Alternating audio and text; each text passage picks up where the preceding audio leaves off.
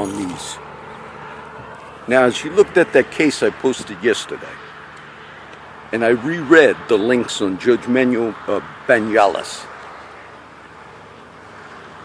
other cops and judges and all that were commenting, they said, oh, he's more concerned with the person, the TxDOT employee that he hit. Now, Banyalas was driving down a road, and this was not somebody crossing in the middle of the street, not using a crosswalker. He went off the road on the shoulder, and you saw his Cadillac Coupe de Ville. And the other law enforcement and so-called legal system in Oasis County, they were making comments that he's more concerned with the person he criminally hit. Of course he is. Then you'd be facing a murder charge with a deadly weapon, which is what you do in that county. And then the other judge that was saying, oh, we just told him to rest. We'll pick up your cases. We'll take over. No, you should have looked at that as what it was. It was reckless driving because he went off the road. And there was enough, even me remembering that case, that they almost admitted in one of the articles I read that, yes, he was texting her. And it's the second time. Now, about the local situation, for the new viewers of these things, you had a history. You had a history in that county and in that city of abuse. The case in St. Louis, Missouri, where that white cop was just exonerated. Everything showed, because he said on the video he was going to kill him. The dash cam said that. That was evidence in that case. And then that cop planted a gun. It had the only fingerprints on that weapon were the officer's fingerprints. No fingerprints from the black guy that was killed. And then that cop went and gave an interview. I saw part of it. And in the interview, he lied. Now, why do the Black Lives Matter people get upset about that? Because not only did you get away with murder in that case, you then lied about the man that does not have a voice anymore. That man would tell you murdered him. That's what that man would tell you. And you accomplished a criminal act, is what you did. I read an article from a retired CCPD officer by the name of Tim Wilson. I remember seeing Tim Wilson on the media. I'm a media watcher. And he wrote a comment in the Caller Times. It wasn't bad. He was critical of Mayor de Blasio, New York City, where you see me make videos, because he didn't attend a particular service of an officer who died. And I understand Tim Wilson's anger about that. Many of the cases where officers have been involved in illegal activity, and I've covered this before, the G.I. Joe case, Officer Genowitz and all, even when it's going to be revealed that they either murdered or killed, even at that point, when other officers on those departments realize, uh-oh, we have a rogue, or we have somebody, even at that point, the system tries to cover that and lie about that. And it's not just a matter of a few bad officers. It's a matter of a system that has now become corrupt to the point where it's a normal routine on these pullovers where people are killed and things go. It's a normal routine. It's not an aberration. It's a normal routine in departments to cover that. Even the famous case of Chicago and Rahm Emanuel, they were not going to release the video. Laquan McDonald, I believe was the name. They covered that up. Every official police report said he was shot one time. Later, that was all false.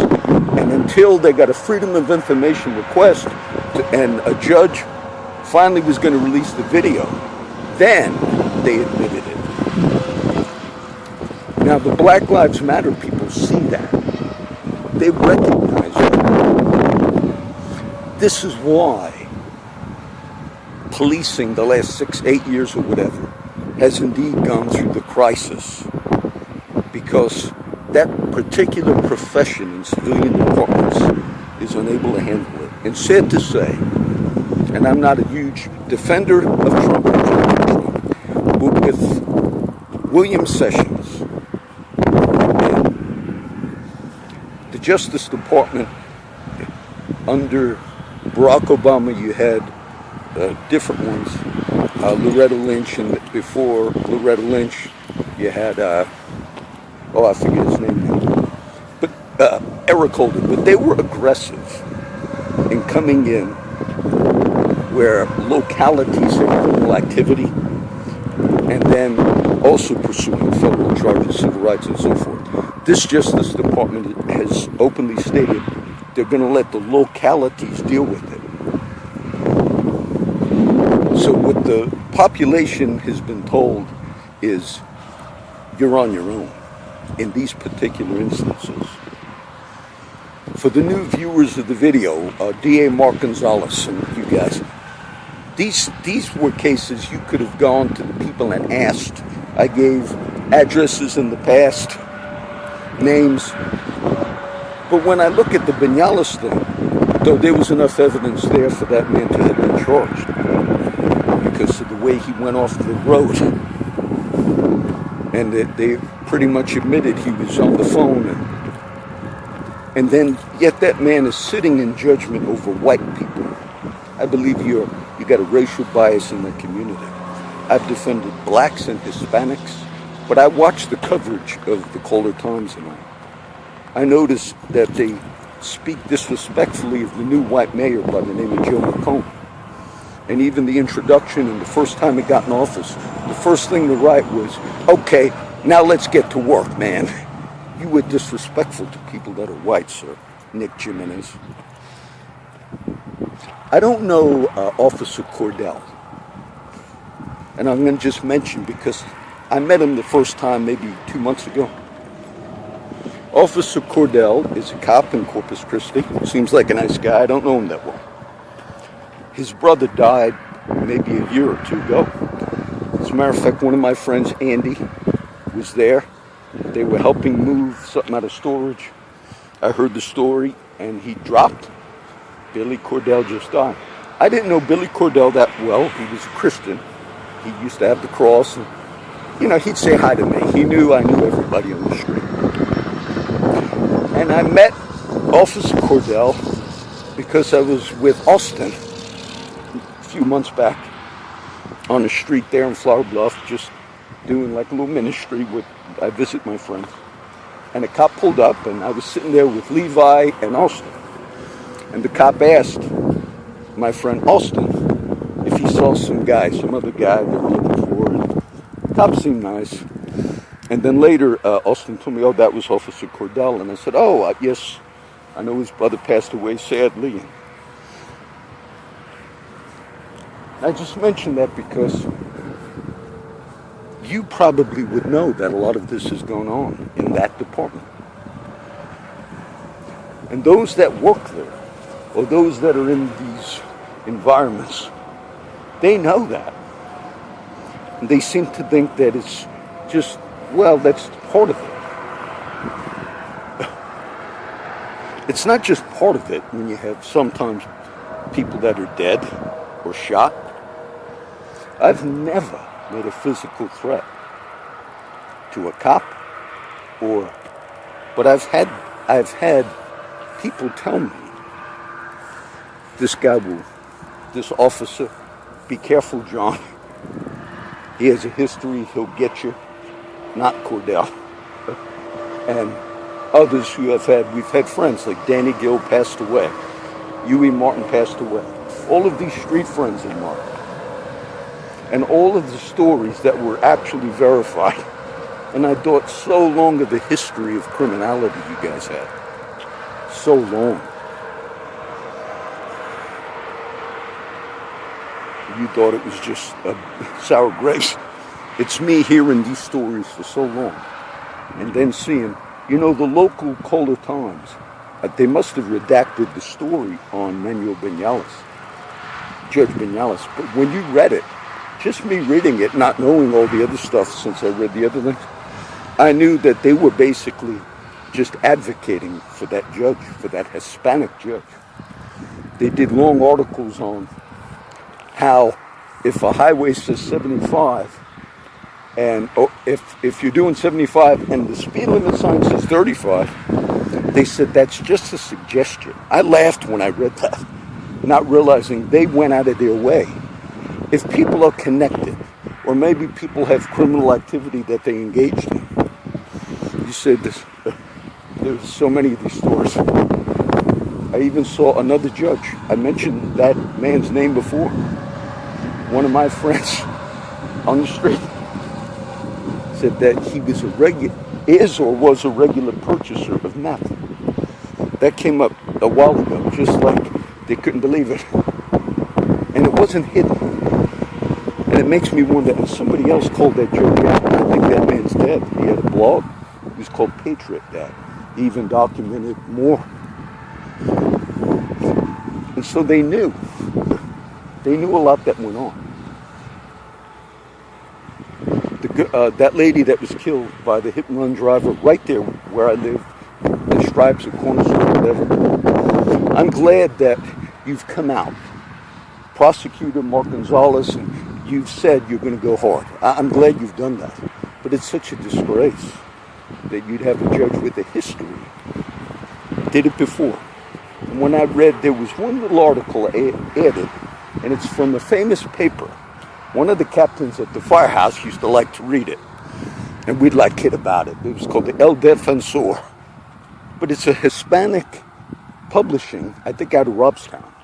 And that's what they kind of do. And we would laugh. Al Lopez, who's now retired, you got the El Defensor, I want to read it. I kid him coming back from the fires. But they actually showed that also Judge Vinales hid the vehicle, had it somewhere. They did fairly good. It's like a political paper. It's been around for many years, and now they have a blog. And I put part of that. It's so sad that you cover up for those things in that community, in Nueces County. It's so sad that some of just reading the articles, it was basically, even the officer, I don't know the name, said, oh no, we have no reason to believe there was anything involved, but we'll do alcohol or drug. It didn't make a difference. If you're texting on the phone, doing, according to Kayla, 91 and a 35, go off the road and hit the text dot. And then in one of the articles I read, they said, well, the text dot employees, they're a little mad, but they'll get over it. Would you tell that to the woman that was just killed yesterday? The mother or grandmother of friends of my daughter. Would you have the gall to tell that family or to say, you'll get over it? No, you begin a process. You begin a process, especially that Mr. Gonzalez, the new DA, said, we're going to go hard. That one man, DeRice, that hit Andy Hines right by my purse bottle, I think he pled to 35 years in prison.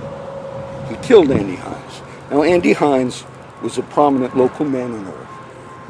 But when you have unequal justice like that, when you have unequal justice, that even other state employees with TxDOT, you're telling them, well, you guys will get over it. No, they should not get over it. You don't tell civilians that have been threatened and been beat by officers illegally as hell. You don't tell them, well, there's nothing we can do about that, which you've told various ones. And then you move those guys up the ladder. I read the articles from Tim Wilson. I understood what he said. But what they don't understand is if you want to gain the respect again of the citizens, the areas where you police, which I believe most of you do want to gain that, you have to think differently on when officers or local law enforcement are involved in illegal stuff. The community can see very clearly that the chain of evidence, maybe deals were made right in the DA's office at that time, Gonzalez was not DA, that was Skirka. Maybe they're connected. The Kohler Times said, we have this tight group. Therefore, we don't want to, when they had a freedom of information request, the response from the local authorities and the prosecutors and DAs and all, well, we have a tight group here. They're all kind of close, so we don't want the stuff to get out to the public. Of course, in that tight group, you did favors for each other. Favors that also continue to put the public at risk. If you know there's a history of whether it's an officer or a judge or whatever it's committed violent acts, even though that would have been unintentional, but that's still considered violent. You swerve off of the road while there's TxDOT employees working, and you normally have particular safety things, and there's normally a zone that says, because people are working on the highway, the speed limit is even lower. So if he was doing 91, like Caitlin said, and it said 35, so he was probably going, 80 miles an hour over the speed limit. And they even said, we're going to see if speed played a cause. I know of no other case where you're speeding that much on the phone, and it's considered, and the local paper says, oh, that's just a suggestion. That's your corruption within Nueces County. That's your corruption.